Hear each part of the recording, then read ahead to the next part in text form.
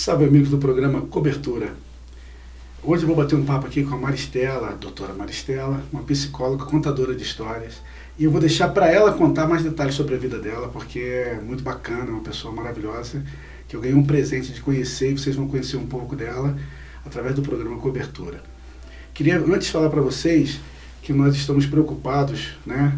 E através disso nós estamos fazendo um distanciamento que é seguro. Todos nós sempre nos cuidamos bastante, sempre de máscara. Você não sai de casa sem máscara, mantenha o distanciamento, se proteja, porque o mais importante é a sua saúde, é seu bem-estar. A sua vida é muito importante para todos. Então esse é o programa Cobertura.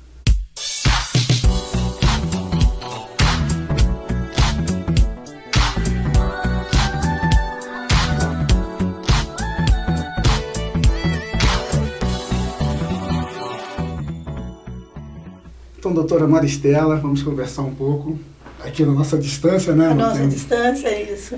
Eu vou ter a liberdade, né? Até porque a gente já tem um certo tempo já conversando bastante, de chamar de Mari. Eu te agradeço, porque tem pessoas, assim, profissionais que gostam de utilizar, né? Doutor, doutora. Eu acho que isso afasta um pouco. E no meu trabalho, eu trabalho com acolhimento. Então, quando você fala doutora, dá um distanciamento. Cria uma barreira, né? Cria uma barreira. Eu prefiro, então, que... Não precisa... Às vezes as pessoas não conseguem falar meu nome, Maristela. Então, eu optei por Mari. Aí fica tudo mais fácil. Ótimo. Eu acho que... Eu queria que você falasse um pouco para esse pessoal que vai assistir o nosso programa, com certeza, e que vai mandar um monte de perguntas para a gente. Falasse um pouco sobre essa história, como que começou tudo isso dentro de você, e depois a gente vai falar um pouco sobre a pandemia, mas principalmente como que a Mari se tornou doutora Maristela e tudo mais. Então, essa história é muito interessante, porque eu não escolhi a psicologia como profissão. Na verdade, eu escolhi a pedagogia. Eu trabalhava numa empresa, né, na Varig, eu trabalhei na Varig por 19 anos e eu trabalhava como coordenadora de treinamento. Só que eu não tinha um nível superior. Então, por uma questão de plano de carreira, né, a empresa exigia, e eu fui fazer pedagogia porque, ao meu ver, tinha tudo a ver com coordenação de treinamento. E quando eu cheguei para fazer o boom, né, que o governo havia dito que se os professores não tivessem a pedagogia, até 2007, eles seriam descartados, mesmo os concursados. Então, assim, as universidades abriram salas diversas para atender esse público e eu fiquei muito aquém, porque eu já fazia anos que não fazia faculdade, que não estudava, na verdade, porque eu fui primeiro ser mãe, né? Eu tenho 3 filhos e então eu primeiro fui ser mãe, fui ser dona de casa, fui cuidar do lar para depois e trabalhar fora, para depois pensar numa faculdade, depois que meus filhos estavam maiores. E eu fui para pedagogia porque me indicaram, olha, vai para pedagogia no primeiro semestre e dali a pouco você pode vir para cá, porque as matérias, elas são similares. Falei, ok, a contragosto fui, mas com 2 meses me chamaram para voltar para pedagogia, para quem eu me inscrevi. Eu já estava apaixonado pela psicologia. E aí eu não quis, eu quis ficar na psicologia. Aí você falou, perdeu, gente, perdeu. Eu falei, pedagogia, desculpa aí. E aí me apaixonei pela psicologia. Então eu sempre falo, eu não escolhi a psicologia. A psicologia me escolheu. Não foi por acaso que eu entrei naquela sala, numa turma de 108 alunos, era uma turma grande, e me apaixonei por essa profissão. Eu acho muito bom, eu gostei muito, né, dessa tua escolha, até porque é muito legal ter amiga psicóloga. Né, a gente acho que todo mundo de psicólogo tem um pouco, e acho que a gente tem muito sempre a conversar, e eu acho que casou muito bem com você. Você tem cara de psicóloga. Que bom! Mas você não é só psicóloga, você Não. pegou um nicho muito grande. Exato. Por conta de trabalhar na coordenação de treinamento, então eu trabalhava no setor de recursos humanos. A minha gerência era a gerência de desenvolvimento, né, de educação, e eu peguei esse viés da área de recursos humanos. Quando eu entrei na psicologia, mais uma vez a psicologia me prega uma peça, eu entrei com a plena certeza de que eu faria somente psicologia organizacional, que era aquilo. Eu estava lá por este motivo. Isso. E alguns colegas falavam, eu vou abrir meu consultório. Eu falava, Deus me livre. Eu atender clínica, Deus me livre. Não, eu vou ser organizacional.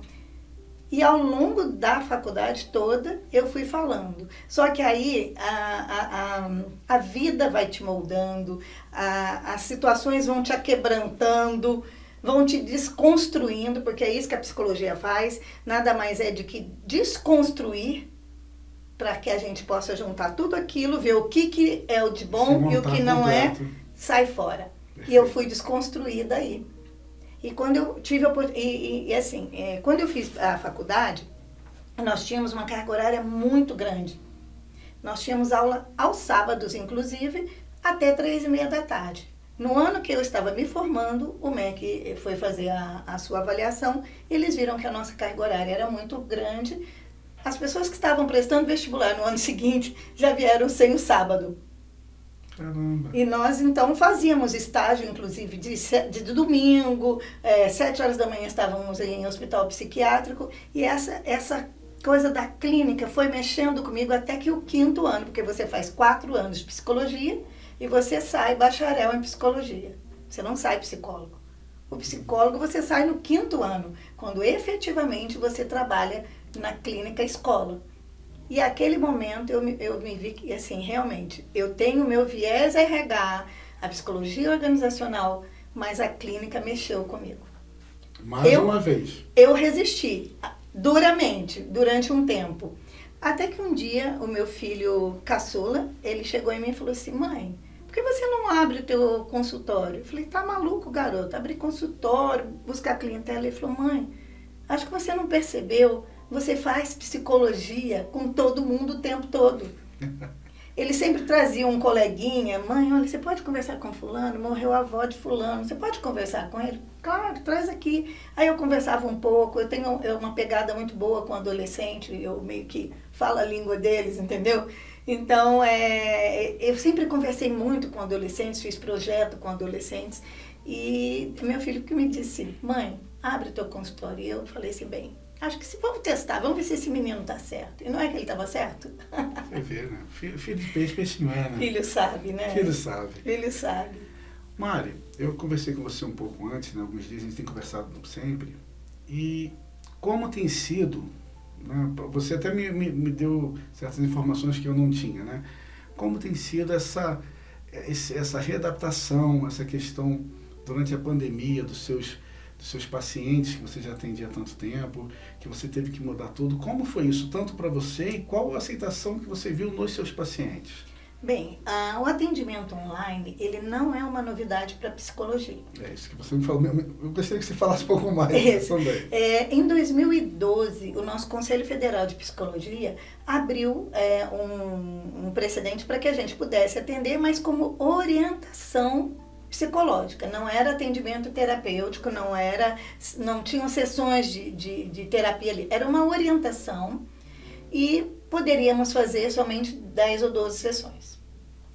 Só isso. Limitada, combinada. Isso, é só orientação mesmo. Em 2018, o nosso conselho entendeu que era necessário, por exemplo, uma pessoa que está acamada e necessita de um psicólogo, ela não consegue ir até o consultório. Como que ela vai ser atendida?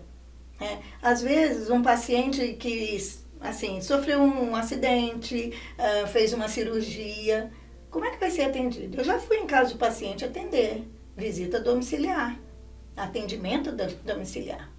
Mas o conselho entendeu que isso era possível. Só que, claro, toda uma regra do jogo. Pouca burocracia. O Brasil tem pouca, né?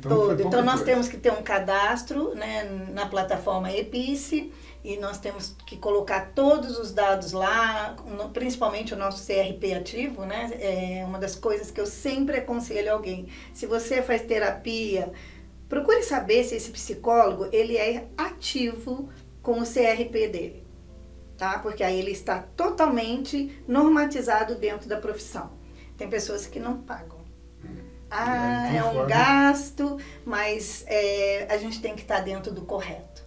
correto. Eu sempre, quando eu entrego meu cartão, eu falo, olha, dá uma olhadinha aí no CRP, pode consultar, ele está ativo, está tudo em dia. Então, o nosso conselho, em 2018, já havia aberto esse precedente para que a gente pudesse atender. Então, agora, em 2020, com a pandemia, os psicólogos, alguns já atendiam, eu já atendi algumas pessoas online, então, para nós não foi novidade. Talvez foi novidade para o paciente. E qual foi a sensação que você teve disso? Olha, num primeiro momento, eles ficaram muito assim, resistentes, porque eles tinham uma preocupação, será que vai dar certo? Eu falei, vamos experimentar? Então, é claro que nós tivemos pacientes que não puderam fazer por N motivos, né? Financeiro, porque perderam o emprego na pandemia. As empresas fecharam, as pessoas não estavam trabalhando. Outro motivo é, como que vai falar? Se existe um sigilo profissional e ele vai falar sobre um problema familiar, mas a família está toda em volta dele. Tem isso também. Exatamente. Então, como que... todas as vezes a gente orienta, olha, vai para um lugar fechado, se possível, coloque o fone. Eu também coloco fone. Para você deixar bem... Exato, eu preciso preservar a voz do meu paciente, porque se alguém passar e ouvir alguma fala, não vai saber quem é, não vai entender muito o que está acontecendo. Então, eu uso o fone, falo isso para eles e peço que eles utilizem também o fone. Então, mas algumas pessoas não tinham essa liberdade do atendimento. Não sei. Porque iam falar de um problema e o problema estava ao lado. Então, não tinha como. Aí acaba que esse seu paciente, ele fica impossibilitado de fazer a terapia dele, impossibilitado de se abrir e automaticamente pela pandemia impossibilitado de receber atendimento. A maior perda para ele. Ele fica prejudicado, né? Com isso. Os outros pacientes que compraram a ideia, no primeiro dia foi muito estranho para eles, né? Mas, assim, depois eu perguntei, e aí, como é que foi para você na sessão seguinte? Eu não vi diferença, não. Eu já atendi gente de pijama recostado na cama, sabe? É muito engraçado. Até o dia que eu brinquei com uma pessoa, eu falei assim, nossa, você tá bem à vontade, né? E ela me viu no meu jeito Mari de ser, que é... sempre maquiada, mesmo em atendimentos dentro da minha casa, eu estou maquiada, eu estou com os meus lenços, que é a minha marca registrada. Mari sem lenço não é Mari. Não é Mari. Aí tem paciente que olha e fala assim, doutora, você tá com aquele brinco pequenininho ou grande? Aí eu mostro, olha, eu tô com um pequenininho hoje. Ah, você tocou de relógio, ó, é o relógio. Eles olham, eles percebem. Se eu fosse seu paciente, eu tava ferrado, porque eu não presto atenção em nada. Nossa, eu tenho paciente que olha, que fala da cor do esmalte, da cor do batom. Ih, doutora, seu batom hoje tá assim. É muito legal essa troca, porque como eu dou abertura para as pessoas, para esse approach, né? Eles também têm essa liberdade comigo. Eu não faço nenhum distanciamento, nenhum. Então, hoje na pandemia, eu consigo atender. Mas é claro que quando a gente pôde retornar, na verdade, nós não fomos proibidos de trabalhar. Né? Por sermos da área de saúde, nós podemos. Mas, por uma questão minha, de preservação da minha saúde, de preservação da saúde também do paciente, eu não podia colocá-lo dentro de um ônibus. Como é que ia ser? Né? Eu achei melhor a gente dar uma segurada e agora, depois de 4 meses, mais ou menos, eu retomei os atendimentos presenciais. Então, eu tenho dias que eu atendo presencialmente e tem dias que eu atendo online, que tem algumas pessoas que ainda preferem ficar em casa. Questão de ter pais idosos. Com certeza. Então, isso até é um ponto muito importante. Vamos falar mais uma vez. Realmente, se tem pessoas que tá no grupo de risco, evite sair. Saia pouco, não importa se a gente vê um monte de gente pela rua, cada um tem seu princípio e sua necessidade. Então eu acho que a gente precisa realmente se proteger. Eu fico em casa direto, você também está sendo... Sim. Você tem um dia certo, ela disse que ela quando vai sair, ela deixa para fazer tudo naquele dia e faz as paradas bem assim, mais rápido possível para ir embora para casa. Então isso aí é muito importante. Se preservar, se cuidar e principalmente amar as pessoas que estão ao seu lado para você não só não se contaminar, como não contaminar quem você ama. Né? Isso é muito importante. Eu acho que eu absorvi tanto essa história de preservar o outro, que outro dia eu cheguei e fui atender, e quando eu vi eu estava de máscara, atendendo online. E foi muito engraçado, porque parece que a máscara hoje já faz parte, né? Você usa tanto, e eu realmente procuro fazer. Eu acho que eu acabei me condicionando por causa do CPF, Rose disse CPF, então eu acabei me condicionando, saio num dia, faço tudo que tenho que fazer e fico e atendo as pessoas online, e depois eu atendo presencial no meu consultório. Porque tem muitas pessoas que não abrem mão de vir, principalmente por causa do cappuccino da Mari. Essa é fera do cappuccino. Realmente, para quem não sabe, né, aqui o consultório dela é no edifício Primos, Office Primos. A sua sala é? 507. Por sinal, em frente ao estúdio 515, que a Isso. sala é 515. Vale a pena você vir, ver todo e provar o cappuccino da Mari, que vale. Eu já fui ali, de vez em quando eu vou, finge que tem que falar alguma coisa muito séria e fico só esperando ela me oferecer o cappuccino, que é maravilhoso, é muito bom. Não que eu seja guloso, mas que o cappuccino é bom, Não, Mari? Verdade. Dentre assim, outro dia você me perguntou, mas por que ali no seu adesivo está escrito psicóloga e coach integral sistêmico, né? Exatamente. É uma batalha, né, velada entre psicólogos e coaches. E eu fui pesquisar e fui entender o que é esse mundo do coach, para ver por que brigavam tanto. E algumas coisas eu identifiquei dentro do meu consultório. Por quê?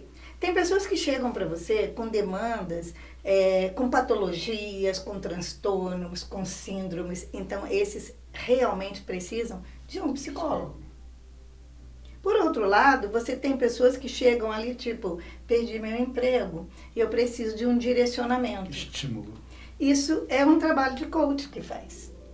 O coach, ele vai fazer um trabalho direcionado, é um trabalho breve, ele é feito em 10 sessões, algumas pessoas fazem em 12, mas é um trabalho focado para metas, objetivos, e você sai do que você está agora. Onde você está agora, Luiz? Onde você quer chegar? Então, nós vamos trabalhar nesse caminhar gradativo, e você vai vendo todo o caminho. E buscando a sua melhor performance. Esse é o trabalho do coach. O trabalho do psicólogo é fazer com que você olhe para dentro. Né? Eu gosto demais, eu não sou junguiana, eu trabalho com a terapia cognitivo-comportamental, mas eu gosto demais de citar a frase do Jung, que ele diz que quem olha para fora sonha, mas quem olha para dentro desperta. Bacana. Então, qual o papel do psicólogo? É fazer com que essa pessoa desperte, com que ela olhe para dentro, veja onde está ali, né? Os enroscos, eu falo muito eu uso muita metáfora, eu falo assim, onde é que está enroscado o teu anzol, né? Onde é que o tronco, né? Que curva do rio da tua vida esse tronco enroscou. Uma pedra bateu no teu dedão. Pois é, vamos buscar aí, vamos pensar. Então nós trabalhamos, inclusive, voltados até no passado, para a gente poder entender onde né? Qual foi o gargalo ali que hoje repercute na vida da pessoa. E vou te dizer, tem muita gente agarrada no passado. Muita gente agarrada no passado. E aí, isso é muito causador de síndromes, de patologias. E aí, nós vamos trabalhar para que essa pessoa se liberte. A terapia cognitivo-comportamental, ela é legal porque nós fazemos o link, né, para que a pessoa diferencie o que é pensamento, o que é sentimento, ela tenha bem claro isso. E, principalmente, o que é um acontecimento real, relevante, de um sentimento. Vou te dar um exemplo. Uma pessoa diz assim, eu tô com uma crise de ansiedade. Eu falei, tá, vamos entender de onde veio. Vamos fazer um monitoramento disso. É porque eu levei um susto, porque eu achei que o carro ia me atropelar na faixa de pedestre. Então, vamos lá. Quando você foi atravessar a faixa de pedestre, o carro freou em cima de você, isso é um acontecimento relevante, aí sim, ok, a gente vai trabalhar de um jeito. Ou você colocou na tua cabeça que, e se eu for atravessar, ele não parar e ele me atropelar? Isso é um pensamento. Porque o nosso cérebro, ele é fantástico em separar passado, presente e futuro. Mas ele não separa o real do imaginário. Se eu ficar falando para você que isso daqui é um copo de vinho tinto e ficar trabalhando a sua mente, e você, consequentemente, você vai olhar para isso, vai falar, não, claro, você vai sentir até o gosto. Você vai condicionar aqui. É o sabor, gente, esse vinho, nossa, ele é encorpado, é pura água, mas é a tua mente. É o padrão comportamental da tua mente. É o condicionamento que você faz na tua mente. Então, nós trabalhamos assim com o paciente também, mostrando para ele, isso aí é um fato real, é relevante, é um acontecimento, ou é o seu pensamento que está criando isso, e aí a gente vai quebrar esses condicionamentos do pensamento. É maravilhoso. Para você, como a gente está chegando já ao final do nosso programa, eu sei que você está com vontade de ouvir mais a Mari, conversar mais. Fácil, a gente vai dar um jeito de botar o contato dela aqui, lógico. A gente vai falar sobre outros assuntos e assuntos muito legais, conversar sobre isso mais um pouco na nossa live. Espero que vocês possam curtir em breve. E eu, enquanto a Mari vai beber uma água, que ela disse que bebe água, mas não estou deixando ela beber água. Enquanto ela bebe um golinho de água, eu já agradeço a galera do Mandacaru, o pessoal do Estúdio 515. O Mandacaru é a melhor pizza a lenha da cidade e da região. O Estúdio 515 é um estúdio muito legal que vocês vão curtir. Nós temos um trabalho de multimídia, muitas coisas bacanas para oferecer para vocês. E eu vou deixar agora a Mari com as considerações finais dela, falando mais um pouquinho sobre onde você encontra, como você pode abordar uma conversa assim sobre outros assuntos, né, que tem a parte de coach, a parte de psicologia e tem várias outras coisas que ela tem como te assessorar e te ajudar. E aqui eu já vou encerrando a minha parte, agradecendo a todos vocês que curtiram o programa Cobertura. Mari, com você, nosso encerramento. Tem muita gente na pandemia agora vivendo uma situação atípica que é a perda do emprego, né? Muitas pessoas estão aí com essa dificuldade. Eu faço um trabalho de orientação vocacional para jovens e também transição de carreira para adultos, principalmente ou é aposentado ou quem perdeu o emprego, para que a gente possa realocar essa pessoa naquilo que ela tem o dom. Então, eu estou aberta para ajudar as pessoas, a gente pode conversar, nós montamos um processo desse e vamos nos recolocar no mercado. E aguardo para um cappuccino também. Então foi a nossa entrevista com a doutora Maristela. Mari, então você vem aqui conhecer, você fala com a gente por telefone, vamos colocar todos os dados, rede social, tudo aqui para você conhecer. E esse foi mais um programa Cobertura.